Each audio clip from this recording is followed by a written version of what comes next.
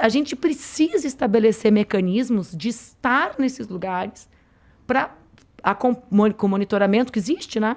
Uma galera faz monitoramento de redes para ter políticas públicas adequadas. Então é muita transformação. Cara, é muito louco, né?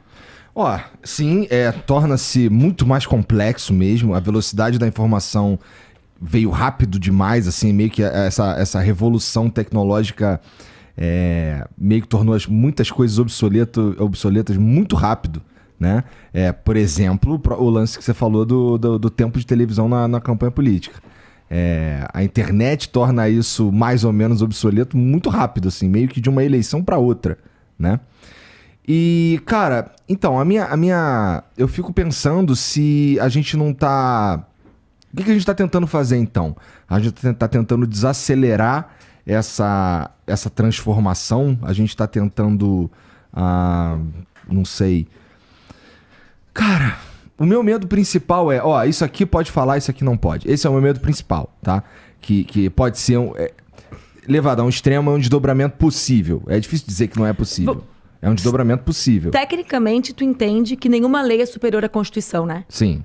Tu entende, então, que um PL, que é projeto de lei, não pode ir contra nada que a Constituição Federal diga que vale. Né? Existe uma hierarquia na lei. Para poder se sobrepor à Constituição, teria que ser uma PEC, um projeto de emenda à Constituição, e alterá-la. Então, eu entendo o teu medo, ele é legítimo, né? Por quê? Porque a gente é um mundo aberto, em que a gente se relaciona, que a gente trabalha, que a gente vive a nossa vida, e que a gente sabe que... é uma disputa, o que é ódio, o que não é, o que é verdade, o que é mentira. Mas a Constituição brasileira, ela tem lá no inicinho dela a garantia de que não existirá censura, né? Mas nesse mesmo inicinho, e nesse mesmo inicinho... É respeitado mais ou menos isso daí, né? Tem poucos casos em que existiu o que é considerado tecnicamente censura. Deixa eu te narrar um fato, então. Olha só, aconteceu o seguinte... E censura é aquilo que acontece previamente. Mas essa Constituição de 88, ela já diz, né, que quando ela vai lá e garante a liberdade de expressão, no seu artigo 5º, ela já diz, ela veda o anonimato. Por qual razão? Para responsabilizar aquilo que a gente diz. Claro, acho justo. Então, tu pode dizer o que tu quiser a meu respeito. Justo. Tu é livre para isso. Né? E eu sou livre para exigir reparação, dano moral, criminal, como eu faço, né? Com pessoas relevantes que se manifestam em redes potentes contra mim, né? Porque eu entendo que elas estão distribuindo a desinformação, ou seja, que tem aí uma prática criminosa, diferente do tiozinho do Zap que compartilha, que é vítima antes de ser bandido, né? Então, Igor, não existe como o PL se contrapor à Constituição. Isso é simples, isso é técnico. Mas, vamos lá. Você, em 2018, vamos dizer que você tinha uma fanbase muito grande na internet. Essa fanbase muito grande se organizou de uma forma que eles fizeram um site para dar notícias que assim, enalteçam e que sejam boas para Manuela Dávila. Esse site, ele tem um grupo de apoiadores que recebe conteúdo pago. Que só eles recebem esse conteúdo pago.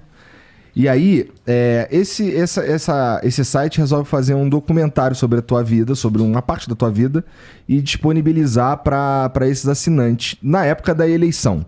Tá rolando isso na época da eleição. Aí, o Alexandre de Moraes decide que não pode. Antes de ver. Que isso não tem nada a ver com o PL 2630. Tudo bem, não tem mesmo. Porque isso é lei eleitoral. Eu tô falando de censura. Então, antes desse troço ser disponibilizado para os assinantes do teu site, ele falou que não pode. Tá, mas tu entende que o PL 2630 não tem nada a ver com isso. Eu entendo que não tem nada a ver com isso. Isso aconteceu antes. Uma vez o Sarney, se eu me equivoco, me desculpe, conseguiu fazer isso com a Folha. São exceções. Mas não é um absurdo? A uma regra, né? Você concorda que é um absurdo? Toda a forma de censura é um absurdo. Aconteceu isso agora em 22 com o Bolsonaro. Mas é que... Não, mas vamos lá. Objetivamente, Existem regras para serem seguidas durante a eleição. E dentre essas regras, todo mundo comendo, menos nós dois, né, cara? Tá vendo? Você pode comer se quiser. Não posso. Como é que eu vou falar de boca cheia? Daí, além de tudo que falam de mim, ainda vão ter razão. Vão tirar um monte de foto minha toda suja. Não dá, né? O cara tem que preservar um pouquinho, né? O que sobrou da imagem, sabe? O que sobrou de mim, o que sobrou de nós, tá aqui, ó, um pouquinho. Mas, então, objetivamente, a equidade durante o processo eleitoral, de tempo, é uma coisa importante. Foi uma luta de todos nós. Porque antes a gente chegava num programa de rádio, eu ficava lá 2 minutos, chegava o outro cidadão, que era amigo do jornalista, do dono da empresa, etc., e ficava 40. Então, durante o processo eleitoral, existe uma preocupação, que é a preocupação do espírito da lei eleitoral, de garantir condições iguais. Né? Mas isso não tem nada a ver com o que você está falando. Claro que tem. Claro que não, Claro que tem. Eu, por exemplo, uma das razões da aprovação da lei de violência política de gênero é a existência de um tipo penal para que não possa ter um candidato, durante o debate, que possa ficar chamando uma mulher de várias coisas que são crime, porque elas não eram crime e ele não podia ser retirado. Não, perfeito. Entendeu? Então, nisso aí eu concordo. Então, eu tô falando do lance do cara dizer que o documentário não pôde sair. Isso para mim é censura muito claro, inclusive. Eu não sei qual é o caso que tu tá falando. Tá muito é mais ou menos que nem eu te narrei, assim, tinha um...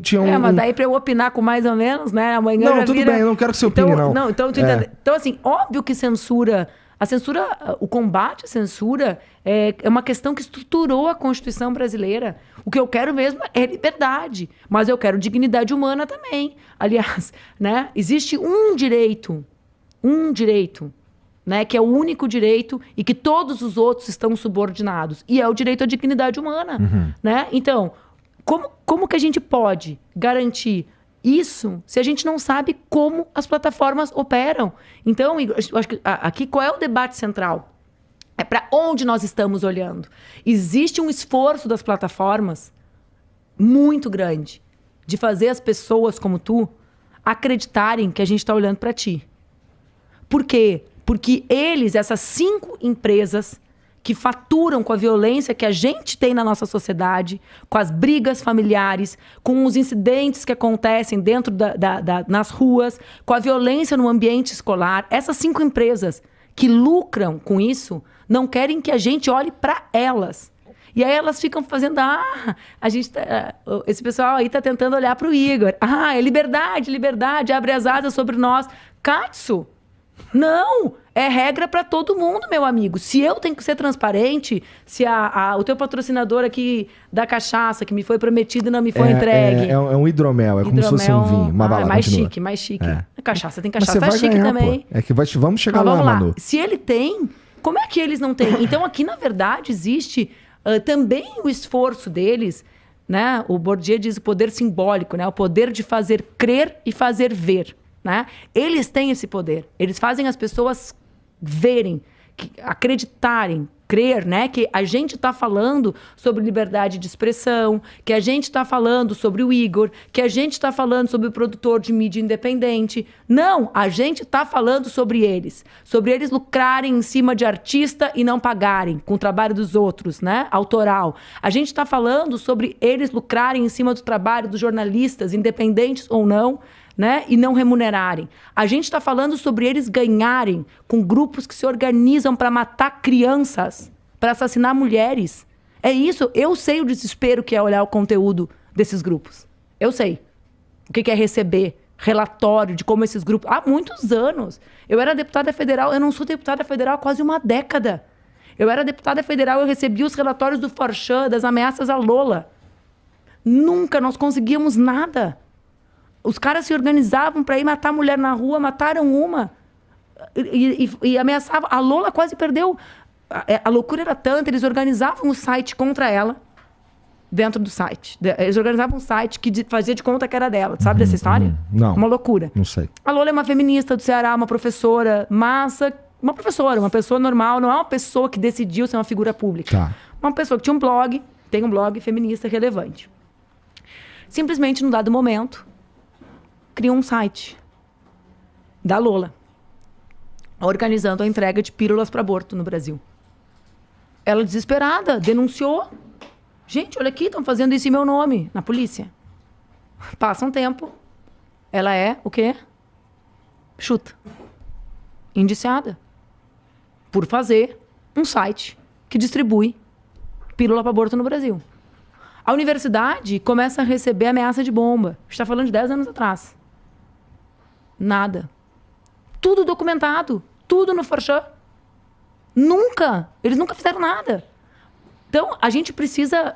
Olha a confusão que é. Olha o dinheiro público gasto com isso. Eu, em 2018, várias vezes, tocava lá no meu apartamento. Tá? Quem é? Oficial de justiça. Sabe?